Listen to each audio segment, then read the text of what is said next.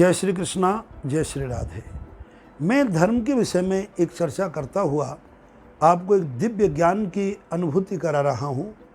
हमारे जीवन में जो कमाया हुआ धन है उसका उपयोग या सदुपयोग अच्छे कर्म में हो या बुरे कर्म में हो।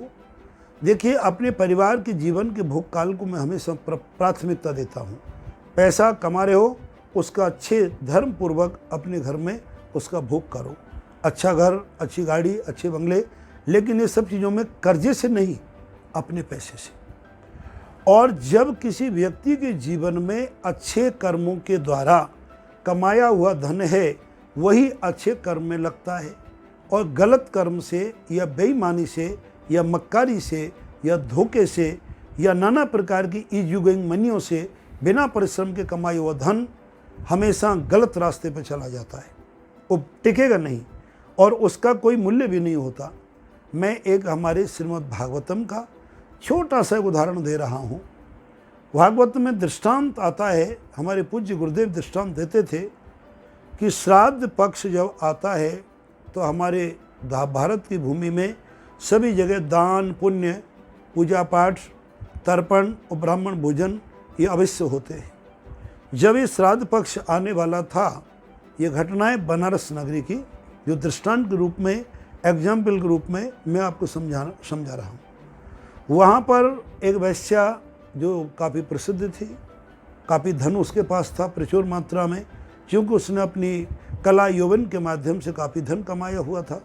उसके मन में एक गिलानी आई कि मैं बहुत पाप कर्मों से पैसा कमाती हूँ, तो क्यों ना इस श्राद्ध पक्ष में जो मेरा कर्म है वैश्यावृत्ति हो तो बंद रखती हूँ और किसी ब्राह्मणों को नोत नोत के भोजन कराऊँ, घर में मंगल कार्य कराऊँ, कुछ पाठ पूजा रहे तो कितना अच्छा रहेगा।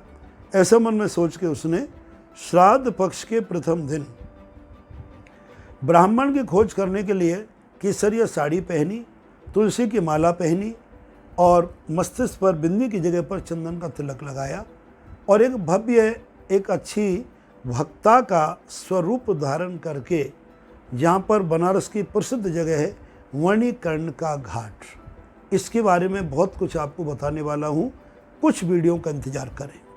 मणिकर्ण का घाट अपने आप में बहुत महत्वपूर्ण रखता है। वहाँ पर वो जाके घूमने लगी कि किसी ब्राह्मण को मैं निमंत्रण दूँ कि महाराज मेरे यहाँ पर भोजन करें। जो असली ब्राह्मणत्व होते हैं, इस ब्राह्मणत्व के बारे में बहुत कुछ बताऊँगा अगली बार में।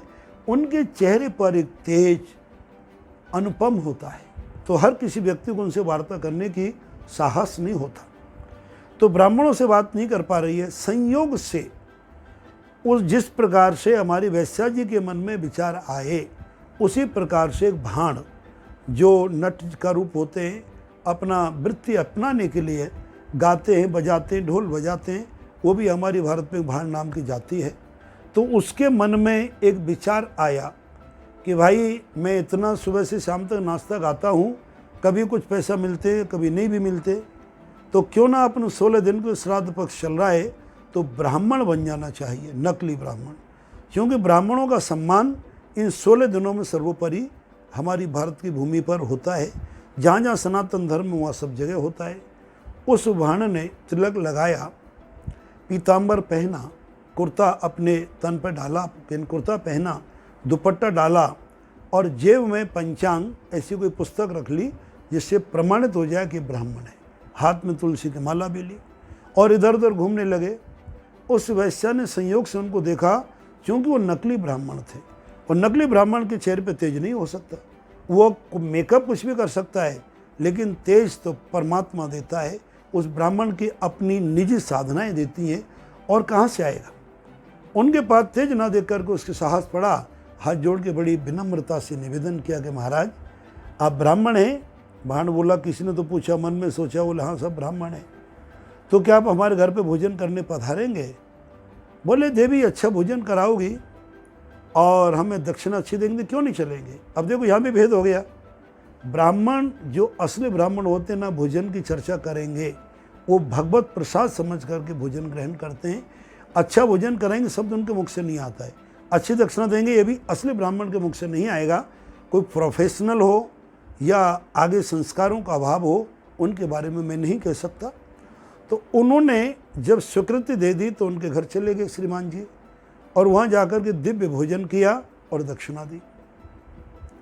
वो वैसा सोचने लगी कि आज तो इस ब्राह्मण ने भोजन कर लिया, ये ब्राह्मण निकल के जाएगा तो पड़ोसी इसके कान भर देंगे, क्योंकि चुगलखोरों की कमी ना भारत में थी और आगे का मैं नहीं कह सकता, अभी भी चल रही है। तो ऐसी शक्ति देख करके उन्होंने मन में विचार किया कि क्यों ना ब्राह्मण को मैं आग्रह करके रिक्वेस्ट करके यहीं रोक लूं।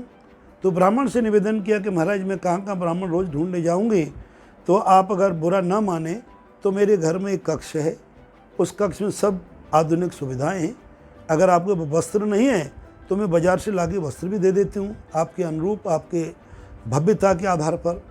आप पूरे 16 दिन हमारे यहाँ रहें और तीनों टाइम भोजन ग्रहण करें।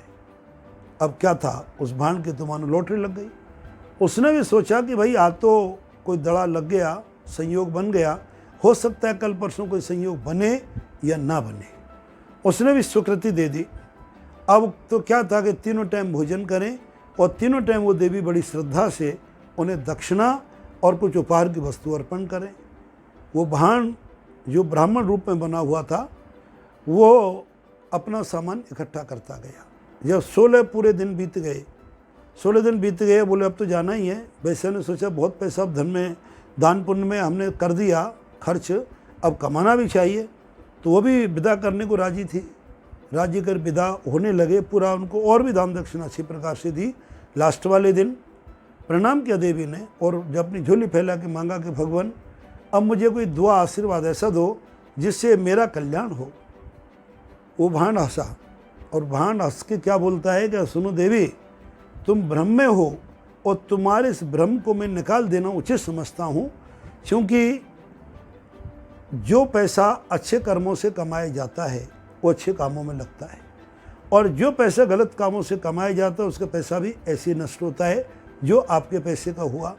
तो क्या कहने लगा वो कि 16 तिथि अब बीत गई, खाई खीर और खाण, पौ को माल पौ में गयो, तू वैश्या में भाण। हे देवी, मैंने 16 दिन तिथि खाई और 16 तिथि में आपके लिए खीर खान भोजन मनोवांछित मनोइच्छित हमने भोजन किए जो मन में इच्छा थी, और आपने खूब द्रव्य दक्षिणा भी दिए, लेकिन आशीर्वाद देने की शक्ति मुझ में नहीं है। मैं तो भानु मांग के खाने वाला हूँ, गा के बजा के खाने वाला हूँ। आशीर्वाद देने की शक्ति तो केवल ब्राह्मण में होती है। तो क्या इसका तात्पर्य है कि ये अच्छे कर्म का कमाई हुआ पैसा ही अच्छे कर्म में आता है, नहीं तो जिस खुशी से तुम पैसा कमाते हो गलत मार्गों से, वो उतना ही दुख देके तुम्हारे जीवन में जाएगा। और ये भी ध्यान रखें जो ब्राह्मण बंधु हैं कि संसारी के टुकड़े 9 आंगुल दांत और भजन करे तो पाछले न खींच निकाले आंत। ये ब्राह्मणों को मैं सूत्र दे रहा हूँ। जब पराया अन्न खाते हैं, दूसरे का भोजन करते हैं, चाहे श्राद्ध के रूप में या अन्य किसी आयोजन के रूप में, वो सब जगह तुम्हें मूल्य चुकाने की आवश्यकता होती है। तो वो मूल्य चुकाना पड़ता है भजन की शक्ति से। अतः यही मैं कहना चाहूँगा कि अच्छे कर्म का पैसा ही अच्छे काम में लगेगा और बुरे कर्म का पैसा हमेशा कष्ट दे के जाएगा, अच्छे कर्म में नहीं लग सकता। इस बात का ध्यान दें। जय श्री कृष्णा और जय श्री राधे।